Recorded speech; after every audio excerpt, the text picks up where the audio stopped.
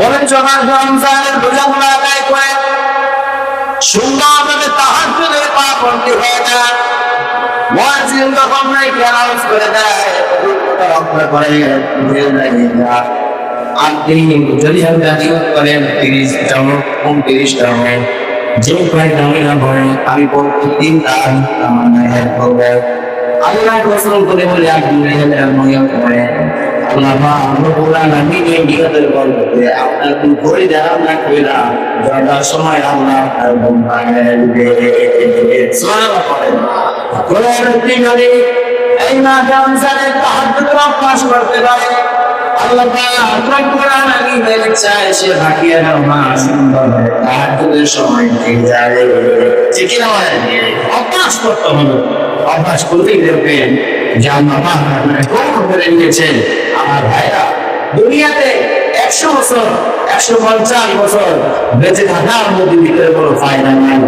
3 বছর 30 বছর 90 বছর 60 বছর 50 বছর বেঁচে থেকে যদি এই জীবনটা সফল কাম করা যায় আল্লাহকে পাওয়া যায় জান্নাতের মালিক হওয়া যায় আর এই কম বয়সী আল্লাহর কাছে বেশি প্রিয় ঠিক না বলেন।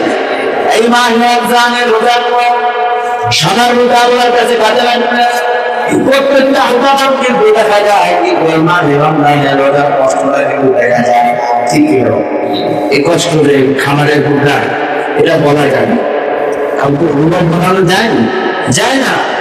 আমি যদি এখন একজনকে বলি আমার রোজায় অনেক কষ্ট হইতেছে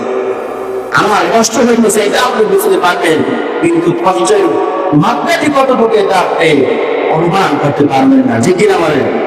এই জন্য আল্লাহ হাবিব সাল্লাল্লাহু আলাইহি ওয়াসাল্লাম বলেন রোজা করে ধান কিয়ামতের ময়দানে যেমনি ভাবে দুনিয়ার যুদ্ধ করতে যখন কেউ তরবারি দিয়ে আঘাত করতে যাবে ওই মানুষগুলোকে ধান করা যায় ঠিক কিনা বলেন। কিয়ামতের ময়দানে জাহান্নাম থেকে মানুষকে যখন নিয়ে যাওয়া হবে কিয়ামতের ময়দানে জাহান্নামের আগুন থেকে ওই ভূমি পানি বাঁচায় নেবে সেটা নাম রোজা। সুবহানাল্লাহ। আমার ভাইরা রোজার সাথে মিথ্যা খেলে ও মানুষগুলো রোজা করে কবুল হবে না। যে মানুষগুলো রোজা নেবে একের দোষ অন্যের কাছে বলবে ওই মানুষগুলো রোজা কোনো কাজে আনবে না।